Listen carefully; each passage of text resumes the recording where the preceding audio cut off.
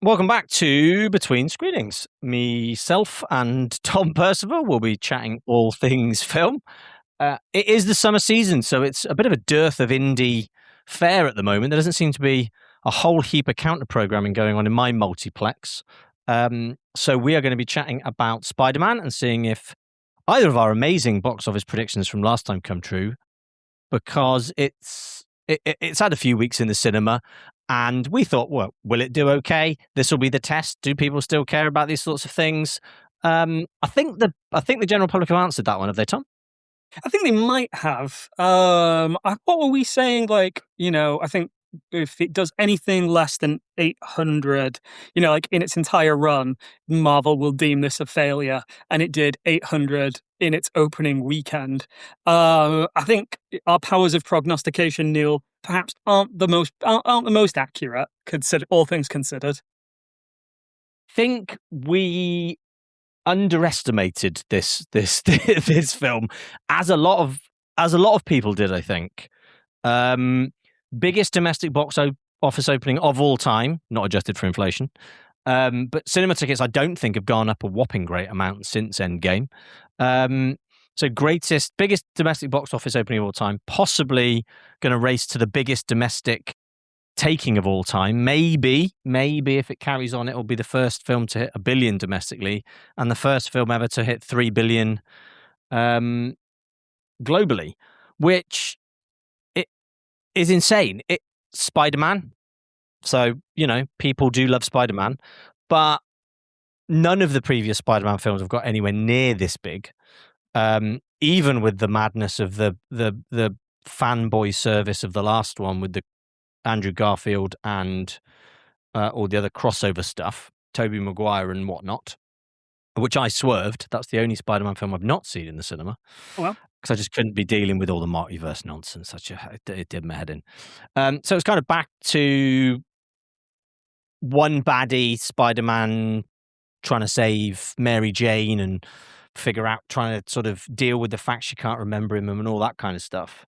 But yeah, that on its own apparently is enough. Spider-Man on his own is enough to save superheroes.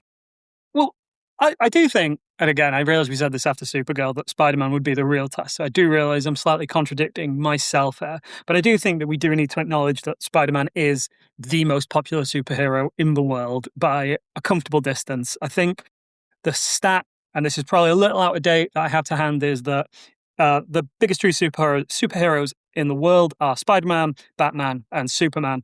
And you could add Batman and Superman's merchandise budget, the amount they make in merch each year together, and you still are only 2/3 of what Spider-Man alone makes. That's how massive this character is.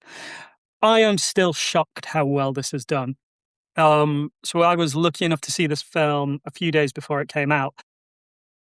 Friends and I, as we left, said that was really good, but Marvel and Sony salted the ground a little bit? Because I think I'll ask you your thoughts on it in a minute, Neil. But I thought it was just a super solid superhero movie, really good, really in fact probably better than good, but nothing in there was on the level of an Avengers movie, as you mentioned, No Way Home, which obviously had the cameos of the other two Spider-Men, that sort of would make this a big word of mouth hit amongst people who aren't necessarily going to see everything at the cinema. So I was like, this will do well, but I think it's probably going to do less than No Way Home, simply because what's that drive to get people into theaters? I mean, again, it shows exactly what we know, and I do think. I think it's been boosted by the fact that Tom Holland and Zendaya are having a huge moment in pop culture right now. They are all over Instagram because of The Odyssey and Spider-Man coming out so close together. The Odyssey also, of course, breaking a bit first. The second Christopher Nolan film to break a bill. I do think that gives people, it makes people, ooh, they've got another film out, I'll go see that. It's just fascinating, to be honest, how well it's done. I like to be, within touching distance potentially of Endgame's box office record is madness. And I do think to overtake Endgame as the biggest opening weekend domestically was insane because you're not relying on word of mouth then.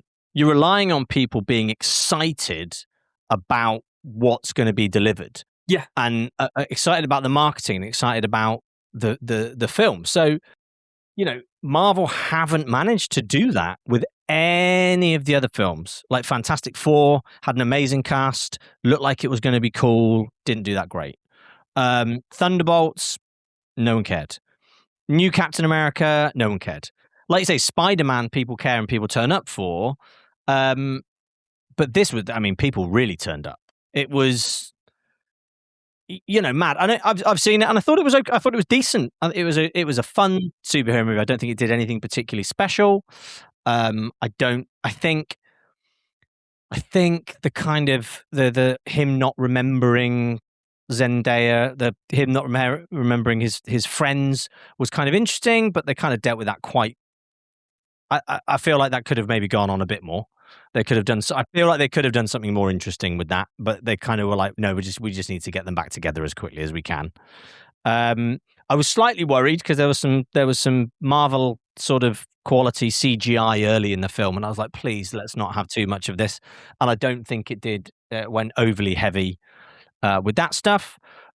Interesting that it's a sort of Spider-Man movie, and I think it's interesting, isn't it? That Batman's the next biggest superhero to Spider-Man, but they're very, very different in terms of Batman is this angst-ridden, sort of dark, anti-hero-esque superhero. Yeah, he's a brooding sort.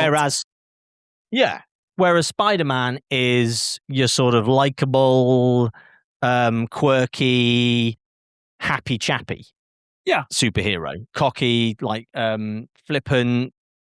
And the first half of this film is a bit more Batman. He's a bit more brooding in his tech world and getting all upset and going out and just being the vigilante constant. So you sort of miss a bit of the fun Spider-Man early in the film, which, was kind of interesting. But yeah, I don't think it did anything for me that would rise it this far above the previous Spider-Man film I've seen. Well, no, I completely agree. Like, again, I really enjoyed this movie, and I don't want to talk it down, but I do think that it's like, I've enjoyed the Tom Holland. I don't think Tom Holland's made a bad Spider-Man movie. Like, you can argue about No Way Home and whether it's a bit too reliant on fan service, but I still think it works. I think like this is on a level for me with Homecoming. The first Spider-Man movie he made, which I thought was really good. Like, and I think people are like underestimating quite how, like, that has one of the best moments in superhero movies. When the Vulture's sat at, he's driving Peter and his date to the Homecoming, and all of a sudden he clocks Peter Parker is Spider-Man, and that's just that line, good old Spider-Man. Like, it's genuinely quite creepy.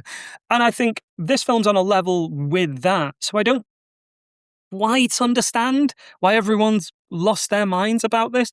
I do think Marvel was really clever. Marvel and Sony were really clever in the way they marketed this. On like they put out these trailers that sort of hinted, like, they never confirmed who the villain was. They had Sadie Sink, and they never said she is playing Jean Grey. It was in certain corners of the internet knew, but for the most part, you had no idea who the villain was, which I do think was a draw. They implied that we'd get to see a lot. They had Scorpion in the trailer, Boomerang, Tarantula. Like, they implied it was going to be bigger than perhaps it ended up being. I do think the tease of Peter turning into something, in the trailers, we kept on seeing him with the black eyes and you're changing. I do think they were sort of, people may have gone to the theatre expecting something that was never going to happen in a Disney film. Let's be completely honest. We were never going to get The Fly meets Spider-Man as much as fans might have wanted it. But ultimately, I do think the reason why this film worked is it's just genuine. It's just really well made. Like, I went to see it at the press screening, and then, as I say, a few days later, I went to a general audience screening, and people are just having a great time. Like, it's nice to see people engaging with with the film. They were clapping, they were cheering, they were behaving very American, if you don't mind me saying, to be completely honest. Not allowed in a cinema, sorry. There was a woman sat me who kept pointing at the screen every 2 minutes, and I was like, more power to you, because you're not talking. So clearly, it just clicked with people in a way I don't necessarily understand. Yeah, no, I mean, like I say, I enjoyed it. I think it didn't feel like it's 2 hour 40-minute runtime. It sort of moved at a decent pace. It was a nice film. I mean, Florence Pugh was phoning it in that bathtub. She was Like, all no. I like Florence Pugh in that. she was phoning that in. No, big potato, small potato. It was good. She was phoning that in. Oh my days! I mean, I've not seen any of the other stuff she's in where she's doing this absolutely god awful Russian accent, but See, that's basically the absolutely phoning character. it in. That's the character. Absolute. I mean, she had to put in zero effort and gave zero shits about doing that. I can tell it just, yeah, I'm here because I have to be. That like, Yeah, it would, yeah. I found it amusing, but yes, but for me, that stuff I don't care about because I'm not bought into the wider world of Marvel. So it works as a standalone film. I think the fact it's had such staying power after such a big opening weekend is obviously showing people are rewatching it. People are telling other people to go and see it. There is pretty much nothing else out now for a while, so it's kind of got the multiplexes to themselves. And you've got to remember, it's done this bigger box office without premium format. Yeah, It's no not IMAX. had the IMAXs because Nolan's got all the IMAXs still. I wonder if Kevin Feige is currently sat in meetings discussing the fact that they have no IMAX screens for Dune 3 either when Doomsday comes out, and whether they're thinking, right, how can we replicate this? Yeah, I mean, it's mad. I'm assuming maybe it'll get another kick at the box office when it does hit IMAX, and some people who've seen it go back to experience it in IMAX. I mean, you got to imagine it could happen. So yeah, no, it's okay as a film. I mean, it's better than okay. It's still like I don't know if it is. It's for what it is. It's good enough, I suppose. It's a Spider-Man movie. Like, you know, I think it's up there. I think it's possibly a top 3 Spider-Man movie. I think not outside the animated ones, because obviously the Spider-Verse movies are just their own beast entirely. But I think, like, you know, you could mention it in the same breath as Spider-Man 2, Homecoming, and this, and I wouldn't be like, wow, that person has terrible opinions. But again, I think it's the testament to the character of Spider-Man that you can have the live-action Spider-Man movies, and then you can have the Spider-Verse movies as well, and they all do amazingly well. Yeah. But the same with Batman. You've got Robert Pattinson's Batman, and then you've got the Joker, the first one, which was decent. And then you've got what will be the DCU Batman films, which I'm sure will also do well. If we ever get there. If we ever get there. Because, as we say, that Supergirl box office, I think, may be drawing question marks over James Gunn's tenure as the head of DC. It'll be interesting to see how Clayface does. It'll be interesting to see how Clayface does. But Clayface is on a much smaller budget, though. Clayface is made what? Is made, I think, on a $70 million budget. So it doesn't need, and it's got directed by did Mike Flanagan write it or director? I can't remember now off the top of my head. It's James Watkins is directing. Right, okay. You know, I'm like... Screenplay Mike Flanagan. That's it. I'm very optimistic for Clayface, based mainly on the fact that it didn't cost a lot to make. Even if it doesn't do well, Neil, we need to support it because it was filmed partly in Manchester. So, you know. Well, I'll be going to see Clayface. I think it looks exactly what I kind of want from DC. I want that. I want the Penguin TV series. I want Matt Reeves' Batman. I want something completely opposite to Marvel. I want the darker, grittier stuff. I don't want Schneider's version of darker and grittier, which is literally just darker in colour. What if Superman was Jesus? That would be a really clever allegory, wouldn't it? Yeah. Yeah. Yeah, I mean, I don't blame Henry Cavill. I didn't mind the Henry Cavill Superman. I didn't like the second half of Man of Steel because it was just a big smash 'em up for far too long. Yeah.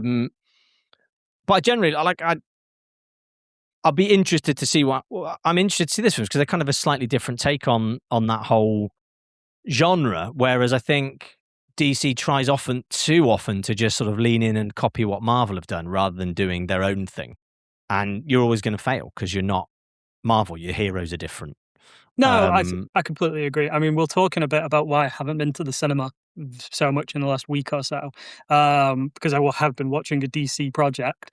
But Yeah, I agree, and I'm very excited for Clayface because I do think it has that slightly. It looks like it has an edge to it. That I mean, I enjoyed Spider Man as I say, but it's very soft and cuddly. The Punisher is allowed to say shit, and that's about it. Even though in the Netflix series, he's dropping an F bomb every other word, basically. That's the thing. Again, I could enjoy the Punisher being in it. I enjoyed those were some of the better bits for me. I really enjoyed it. I knew nothing about the Punisher. I don't Right. know anything about the Punisher. I've not seen any of the TV series. I've not read a comic book with him in it, or I don't think I've even read a proper comic book in my lifetime. Sorry to say. Um, but I could enjoy the bits he was in. I got his character. It was fun. Um, I had fun watching it. So I think that's all you can ask for in that sort of film. No, I completely Um, agree. and it didn't go over the top with the fights and with the whatever else. You're never gonna, Spider-Man's gonna win at the end, and that's always the problem these films have. But it made it fun enough with, who are the real bad? I mean, it kind of signposted who the real baddie was pretty easily and pretty early Yeah, on I if you're mean, if paying I attention. But I do feel I do have to put one big demerit in the house points of Spider-Man: Brand New Day in that completely wasted Trammell Tillman. Like he is so good, and he is playing one of the dullest characters in superhero fiction. I think he basically just wants Jean Grey's powers for himself, and he's just a bad guy. And I was like, you know when he turns up in the Mission Impossible movies, and he's so weird. Like it just really, really brings like that offbeat energy that we see in Severance. Severance, Like yeah, you want that in everything he does, and I appreciate he can't do it for everything. He doesn't want to get typecast, but he is genuinely one of the dullest supervillains. I think if the rest of it wasn't the rest of Brand New Day wasn't so good, we'd be saying that this is up there with Malekith and the from Dark for the Dark World and the other Phase 2 villains who we all hate. yeah. I mean, it was pretty obvious from the start that they were the baddies. Yeah, I The mean, real baddies. And I think they kind of revealed that it was Jean Grey a little bit early for me because as soon as I am not a big superhero fan, but as soon as I heard she was Jean Grey, I was like, oh right, she's yeah. definitely not a bad. I will say there was a very funny moment in the cinema when I went like to the normal screening, in that there is a very obvious pause when Peter works out that it's Jean Grey, and you know how like Marvel's accused of leaving beats after a big dramatic reveal for the audience to clap.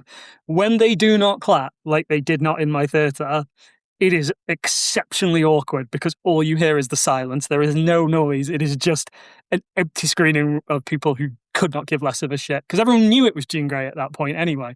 So yeah. I will say there was one particular cherry on top of my Spider-Man experience, which I do think has given it a little bit, one of the reasons I enjoyed it as much as I did. I saw some people filming the end of the post-credit scene at the press screening of all things. Uh, Shocking. yes. Well, I have never, and I was expecting these people to get away with that. However, security came down on them like an absolute ton of bricks. No one on the aisle. It was like you can't leave your seat until you show me your phone, and I watch you delete that footage. They were like, "Have you sent that to anyone?" And they were like, "No, no, no, no, no, send it to anyone." And I was like, "Yes." This is. Can we have this in normal cinemas, please? I really respected the good work, security team at the press screening. You were doing the Lord's work. Yeah, and also, other than paying my respect to everyone who worked on the film, staying for that post-credit scene was the biggest waste of my time ever. Yeah, I was irritated as well. Don't bother. If you've not seen Spider-Man yet, do not bother Yeah, waiting don't for the bother. post-credit scene. It Uh, is probably one of the worst ones I've ever seen. It's genuinely shocking. I'm interested now, based on the success of this, to see, because again, I've seen loads of people saying Marvel's back, Marvel's back. I'd be very interested now because we've got December. Is it December 13th? Doomsday. Doomsday finally lands, and I will say that I have noted a lot more sort of enthusiasm building for this film because when the first trailer came out, there was a lot of people being a bit doom and gloom. pun unintended, about the way the trailer looks, and I've noticed that people were like, "Actually, does this look pretty good now?" And I don't know whether that's the afterglow of Spider-Man or whether Marvel's just got its shit together with that trailer. But I'm certainly more interested in it than I was before, and I think I don't think Doomsday does as well as Spider-Man. I'll be honest. To make another prediction, which will undoubtedly be proven wrong. Yeah, I don't know. I just don't know now. Everything would suggest that it's going to be bigger than Spider-Man. Everything would suggest, like, in a normal world, yes. However, I do not know if the general public care enough. Like, the circles I move in all know that there's an Avengers movie coming out. But if you went and said to my sister, for example, "Oh, there's a new Avengers movie coming out," would she know? That's the question. No, possibly not. And they won't care that the Russo brothers are back directing because you won't. need to really know what. So Spider-Man isn't in Doomsday? No, apparently not. That's interesting. I mean, I don't know enough about what's going on, but that seems odd. So, you there? Yeah. Sorry, I thought frozen. So Spider-Man isn't in it, supposedly. However, I imagine we will be getting a cameo at some point during the film that they are just not reporting on right now. Because I just don't see a world in which they don't put Spider-Man, their most popular character, in this film. Yeah, but wouldn't you now be thinking, well, I mean, I'd be popping a trailer out with him in it between now and the release. With how big this film's just gone. I joked about this the day after when we saw the film's huge box office, that Kevin Feige must have gone to work that day and said, "Put out a trailer and put Spider-Man in it." And they were like, "Tom Holland's not in it," and just put him in it anyway. Don't care. Use old footage. Just stick Spider-Man in it somewhere. Right, we've got 3 months reshoots. We just need 5 minutes. We need 5 minutes. Get him in. Well, this is the interesting thing, because Tom Holland was seen filming something as Spider-Man round London relatively recently, and people were like, "Is it for Secret Wars? Is it for Doomsday?" So maybe he is in it, and maybe they're just not. Maybe they're hoping for word of mouth, that people go see it and say, "Oh, did you know that Tom Holland has a cameo in this?" Well, we shall see. Right, that's enough Spider-Man chat, to be honest. I'm bored now. Right, should we talk about something you've been to see? Should we talk about the end of Oak Street and J.J. Abrams' return? Well, no, he didn't even direct it, did he? He's just the producer on it. It's just a bad robot film he's just produced. Right. Yes, let's. And it's yet another film starring everyone's favourite actress, Anne Hathaway, who Excellent. I think has just been ramming him in as much as she can before she gives birth. She's got a kid to pay for. Yeah. Yeah, I mean, because she's obviously not got enough money to pay for a kid at the moment. And people have been questioning whether her baby bump was real. People are wrong in their head. On that. It's weird. People are weird. So yeah, directed and written by David Robert Mitchell. Oh, the It Follows guy. The guy from It Follows, yes. Not Excellent. The guy from Peep Show, who I don't think is Robert. Is he just David Mitchell? I think he's just David Mitchell. Because I was slightly confused for a second. So yes, the director of It Follows. It is a dinosaur movie. So it is, and I'm not giving anything away here because this is kind of in the trailer. A Oak Street, the sort of area, gets blipped and taken back into the Jurassic or period when there were dinosaurs. Well, whether it was the Jurassic period or a different period of history, because there are multiple where dinosaurs existed, it's blipped back, and suddenly everyone in that street is just stuck 300 odd million years ago, and they kind of have to fend for themselves and figure out what the hell's happened and get through it. And Anne Hathaway and Ewan McGregor star. They're kind of the leads with their 2 kids, and they're kind of going through marital problems, and it sets it up nicely with all that kind of stuff. And then, yeah, dinosaurs run around. They have to run away. It's a bit of fun. It's an hour and 40 minutes, which is absolutely amazing in my book for a film nowadays. Agreed. It's fun. There are dinosaurs. I like the design of the dinosaurs. They're all a bit fluffy and feathery. Nice. There are some fun moments with the dinosaurs, some silly moments with the dinosaurs. There's plenty of chases where the dinosaurs should have caught them and eaten them within 2 seconds, but for some reason the dinosaurs slow down while chasing humans. Well, they want to give them a fair crack. Which I think we've all seen in dinosaur films. Yeah, Jurassic World, when she's running in her high heels and the T-Rex just can't catch her. Just can't catch her up because they were notoriously slow, those T-Rex. So there's lots of bits like that, which is all part of the fun. I won't do any spoilers because I know you've not seen it yet, but the end's quite interesting. There's sort of some moral questions kind of raised at the end as well, which is interesting.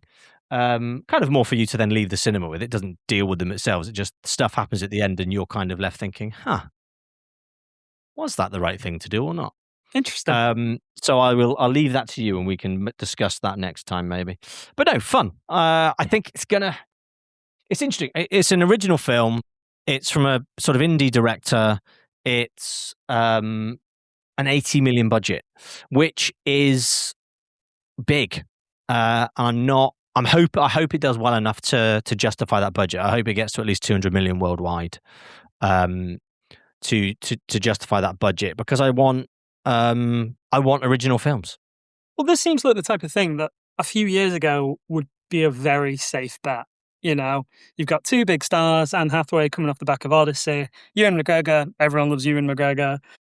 I appreciate it's not J.J. Abrams directed, but it's got J.J. Abrams' name attached to it. I would have seen this easy breaking 300 mil, like not a massive movie, but certainly enough of a return for you to be like, yeah, solid. But again, you just don't know these days, like with just how these types of films, but mid-budget movies, how will it perform? We do not know. Yeah, I mean, funny that we're talking about an 80 million budget as being mid-budget there. It's mad, isn't it? I mean, it's done 47 million in its opening weekend worldwide, so it needs to 4x that, really, to get to where it needs to be, and that's a lot to do. It's got to stick around.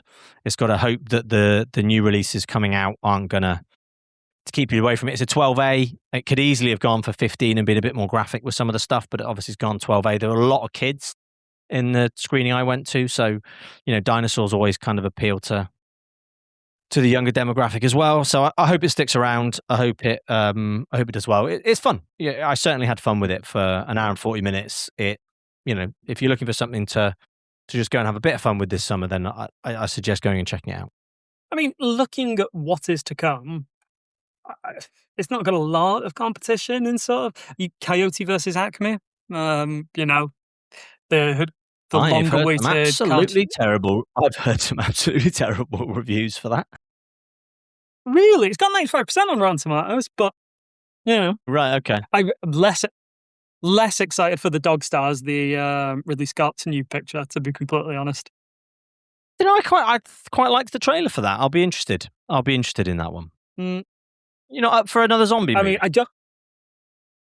No, I'm not. Yeah, I don't know. I think we'll see. Maybe Spider-Man will just keep making millions and millions and pour at the end of Oak Street. There certainly aren't any other big sort of box office behemoths coming out in the coming weeks. I mean, I'm just looking through trying to see when the next really big movie is coming out, and it is quite a wait. Who knows though? So maybe it'll stick around, maybe it'll do all right, yeah. I mean, it's quite a wait for the next big one, to be honest. What is Unless the next I'm missing big thing? something. I don't know. I've not got to it yet. Is it Clayface? Is it Clayface in October? It's certainly not Her Private Hell at the end of September, I'll tell you that now.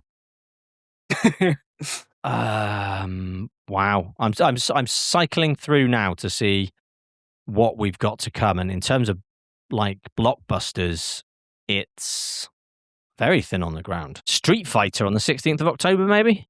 Yeah, come on. Clayface on the 23rd. Yeah, there's it can stick around for quite a while. I would say it's got the chance to stick around for quite a while.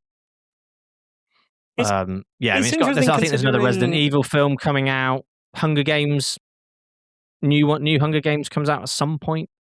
I'm not quite sure when that'll be. Hopefully, be quite big. But yeah, but also, I mean, it means it's go and see that if you like a big one. But there's lots of interesting films coming out as well soon, including a film I saw at Cannes, Teenage Sex and Death at Camp Miasma, which if you go back to the Cannes episode, I'm sure I talked about, but I can talk about a little bit more. You've not seen it yet, have you? No, I've got tickets for it on Friday. So I won't give too much away, but it is great fun.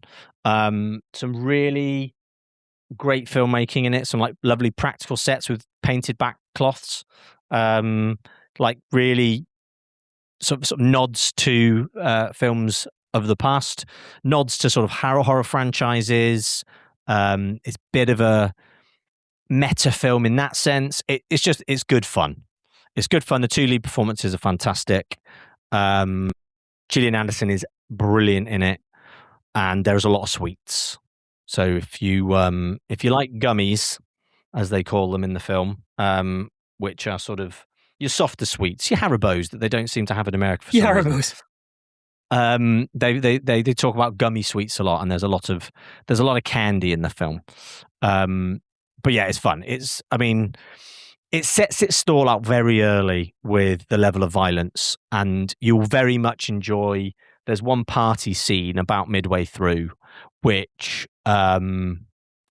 is just I just absolutely loved and thought was absolutely brilliant. So yeah, I mean, if you've seen all the big stuff, or if you can't be asked with the big stuff, as I normally can't, and you just want to go and watch something a bit cool and different, then Teenage Sex and Death at Camp Miasma is out this Friday, the 21st of August. So I would strongly advise going and checking that out. And then I'll be on holiday. Yeah, I mean, I'll go see it when I get there. I'll go to the screening of it. That much I will say, because I like a Ridley Scott. Rarely lets me down, except when he does, famously. Gladiator 2, I'm looking at you. Yeah. It's just it's the one that's at the forefront of my mind. If, however, you can't afford the cinema and you do have a HBO Max subscription, I can recommend a TV show, because I would recommend Lanterns, because I mentioned earlier I had been very busy with a DCU project. So this is a TV show about the Green Lanterns, and I know those of you who know the character will be terrified at the mere mention, because obviously we had the Ryan Reynolds movie from, God, over a decade ago now, which might be one of the worst films ever made. It will make you hate Ryan Reynolds more than you probably already hate Ryan Reynolds. But this is really quite good. Very different, very low key. It's quite interesting. It's got Kyle Chandler and Aaron Pierre as sort of the two Green Lanterns. And I can't lie, they're basically doing a True Detective set in the DCU. That's basically what it's trying to be.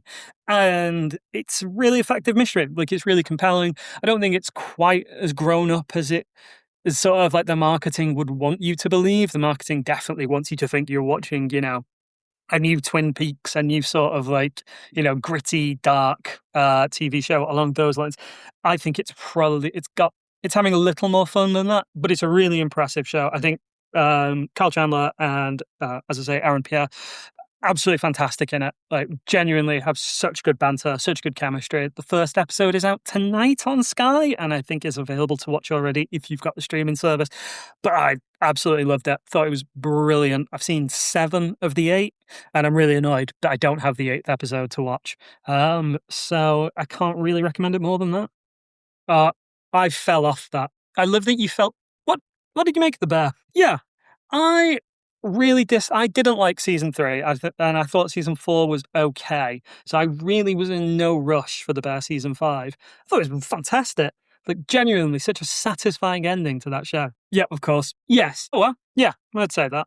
And seeing characters you like get a win is always nice television, which is why, Neil, you should go watch Ted Lasso. No, you're very, very wrong. You're gone.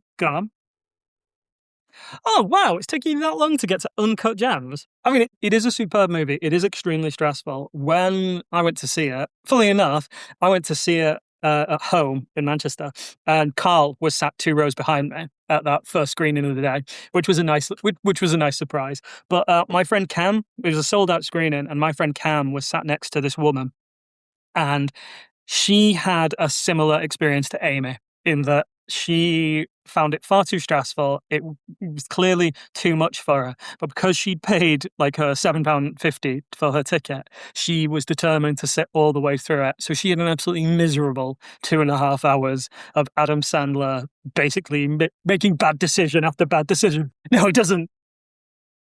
A beautiful, yeah, okay. Admit it, yes, I would agree with that. He makes a good decision. He just explains himself poorly. No. Lessons for life from Uncut Gems. Oh, yeah, no, genuinely. Yeah. Yeah, I mean, I'm trying to think if there's anything that's genuinely made me go, well, like that in some time. Probably not. Like, Uncut Gems' is big twist. Well, I say twist. Ending it's just surprising. I like that we're talking around the spoilers on like a 10-year-old movie at this point. Yep, I'd completely agree. You mean the talented Safdie brother? Because one made what was it called again? The Smashing Machine. God, it's telling, isn't it, that film came out this year and I can't even remember the name of it. Oh God, God tells you everything I know. Yeah, I mean, you've no doubt seen them because with your festival trips, you'll have seen everything I go to over the next few weeks. Sounds. No, we won't be. Sounds delightful. Bye bye.